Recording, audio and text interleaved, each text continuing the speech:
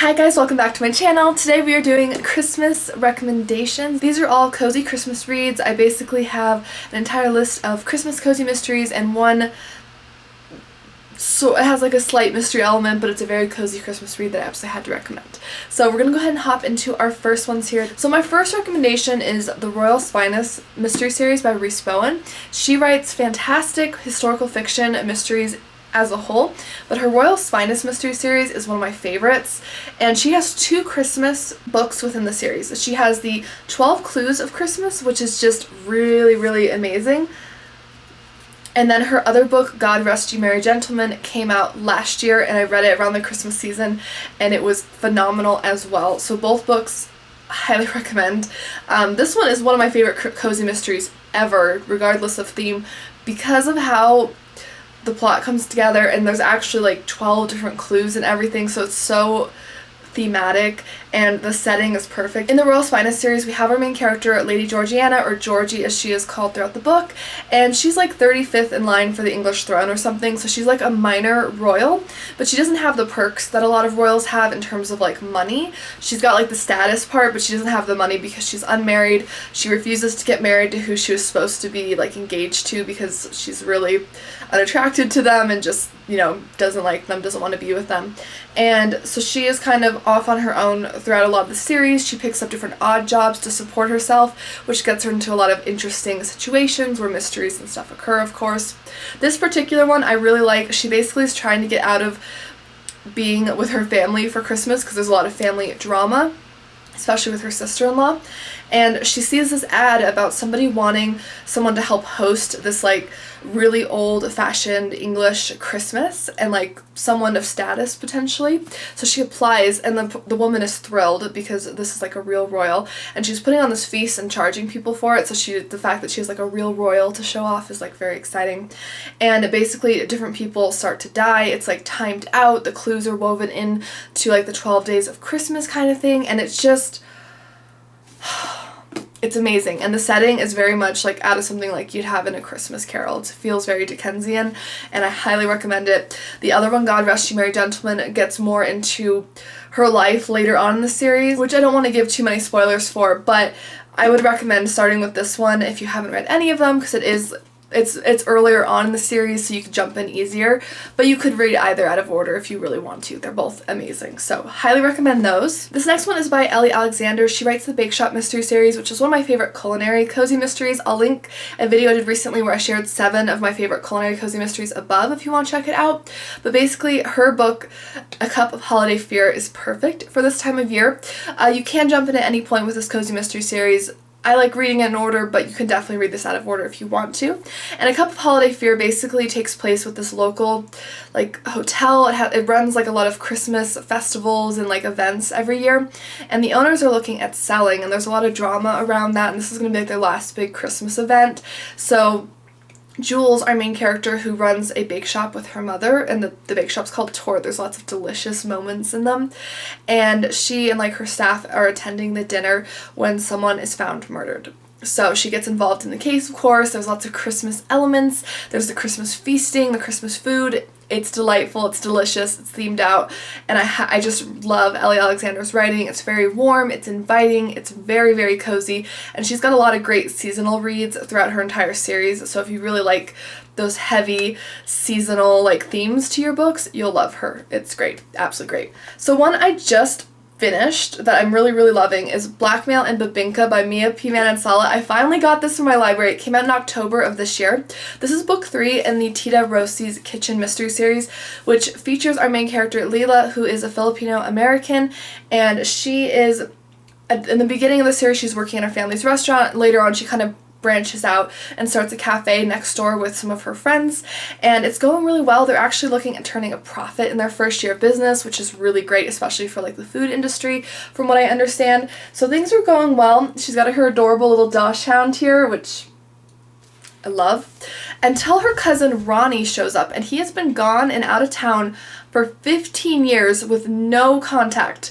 And her aunt, Tita Rossi, that's his mother, and so she is thrilled that Ronnie is back. She's, you know, she's ready to put everything aside, and she's ready to accept him back, but Leela and the rest of her family are not so convinced, basically. They're kind of worried that he's going to end up messing things up and hurting his mother again, and they're kind of weary, but they're like, okay, you know, it's going okay, and he basically buys a winery. So Ronnie's operating a winery business, and he's got his business partners, and the family's starting to meet them, and everything seems fine until someone ends up dying under mysterious circumstances, and Ronnie is suspected of the crime. And so even though Leela is really, she doesn't care for her cousin, you know, she's afraid of what he might do to the family and hurt them again, she decides to put her differences aside and help sleuth and try to figure out what actually happened and clear her cousin's name, essentially. So this is a wonderful, wonderful one. I've been waiting so anxiously for this all year, and I'm so excited I finally got to read it. It lived up to the hype and my personal hype for it. I was so excited, and I just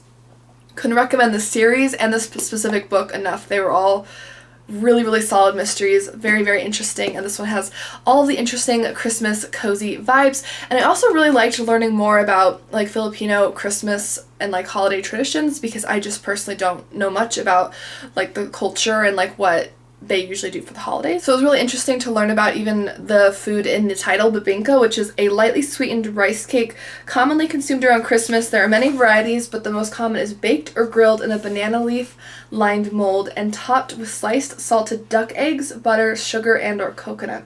So you get to learn a lot about some different like Philippine cuisine for the holidays, and I found that really interesting because I've just never tried any of that type. I haven't really tried that food, especially for Christmas, and I'm really interested in trying to find some of it now. It sounds delicious. So very, very excited. This was a great read. I highly recommend it. The next one I want to recommend is the only one on this list that I haven't read, but I've read the first 6 out of 8 in the series, and I've loved all of them. They're fantastic. So I wanted to add it just because it's a really great cozy mystery series, and this is a perfect Christmas time one. And this is called A Murder You'll Regret by Winnie Archer. It's part of the Bread Shop Mystery Series, which features our main character, Ivy, and she is a freelance photographer and like a bread shop assistant. So there's a lot of delicious bread making scenes that always make my mouth water, and like I really want to try bread making now. And this cozy mystery series is set in a sleepy coastal town called Santa Sofia. Our main character Ivy has been hired to be a photographer for this Victorian costume party, which I already love the setting. I already love that setting so much. And she's taking pictures, everything's going well until one of the guests at the party ends up dying. So her photos are actually confiscated as like evidence for the possible murder or like what has happened at this as the police are investigating. And Ivy is trying to look into everything. She's getting her note, you know, she's poking her nose and things again, basically. But she's a delightful character. There's so many strong female relationships within this series that I love, of all generations, which I think is really wonderful. So I could not recommend the series enough, and this one just has the coziest cover. I absolutely love it. So one I want to recommend that isn't technically like a cozy mystery, although there is like a mystery element, and it's one of the coziest reads I've ever had. It's called Mr. Dickens and His Carol by Samantha Silva.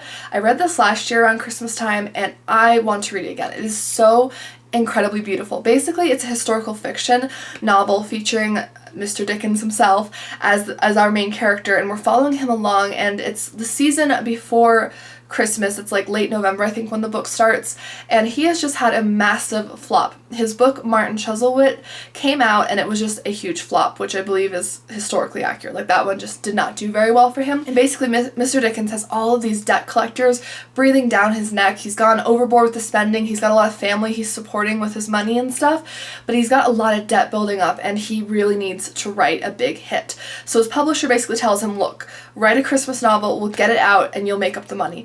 So he's under this huge time crunch to write A Christmas Carol.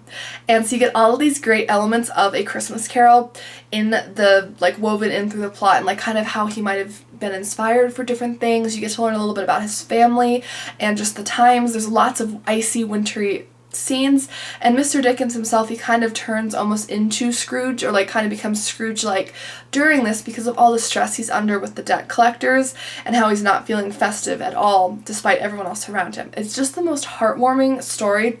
It's so incredibly cozy. I love seeing how it developed. I don't want to say much more because I really don't want to spoil anything, but I would highly recommend it if you like historical fiction. If you're a fan of The Christmas Carol, I think you'd really like it. It's just a really cozy read. I would thoroughly recommend it. I really enjoyed it. So this next one's part of the Haunted Library Mystery Series. It's only book 2 in the series, so you could definitely jump right into this with no problem. It's called Read and Gone by Allison Brook. It's got the most beautiful Christmas cover.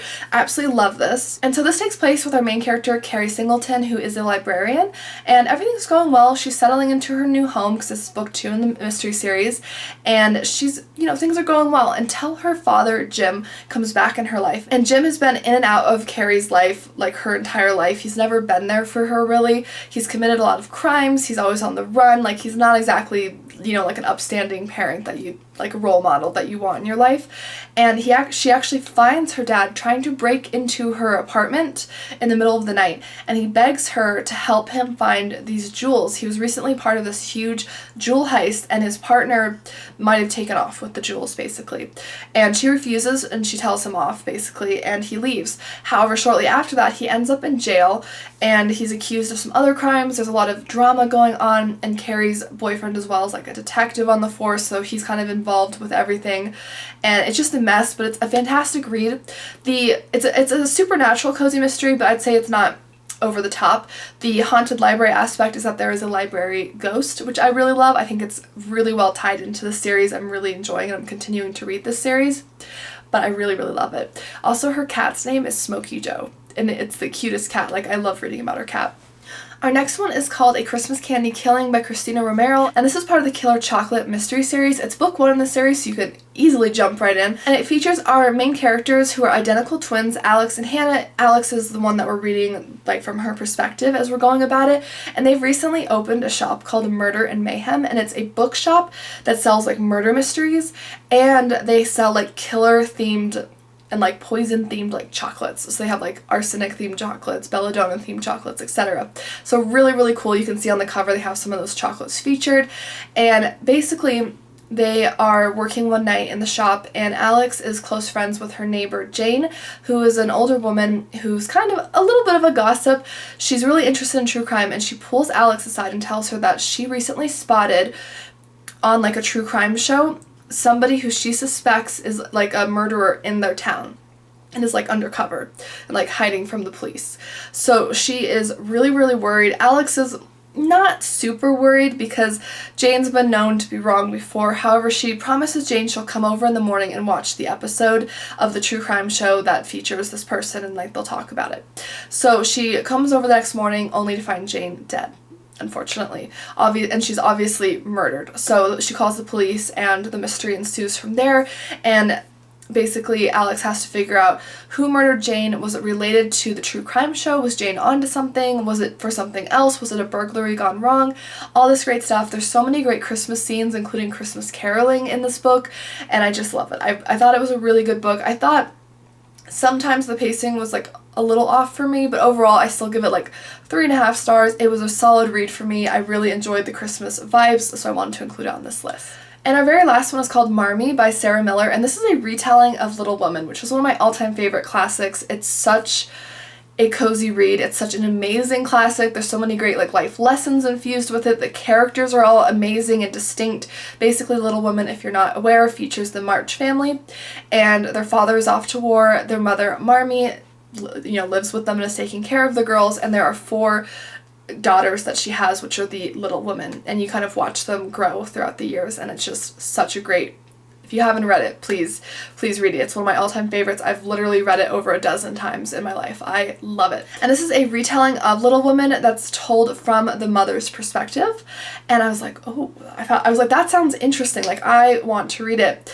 And I was a little apprehensive because it's such a beloved book that I was afraid that this wouldn't live up to it, but this did. It was really like a very thoughtful retelling. It fleshed out more details. It's darker than the original classic because you're reading it from the mother's perspective, so she's more aware than the young women are of like when they're down on their luck with money, when they're literally struggling to get food on the table, about the war, like different things going on in the country at the time. So you get to like a peek at more of the politics of the time, the history. You also get to learn more about why the March family is in such financial ruin, which I thought was really interesting because it's said in the classic that they used to, like when Meg and Jo, the first 2 daughters, were very little, they were quite well off, the family was, but something must have happened, and by the time we're reading Little Women, they're definitely like very much struggling financially.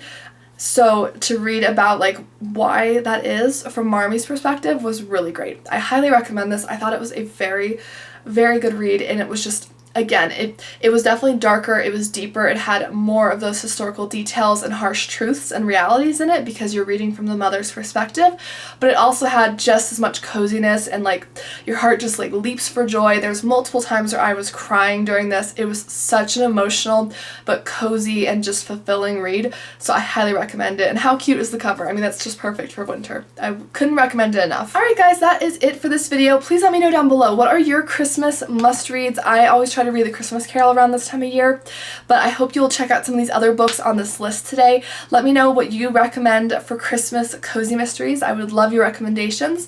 Don't forget to like and subscribe. I do upload new book content every week, especially within the mystery genre, and I will see you guys in my next video. Bye!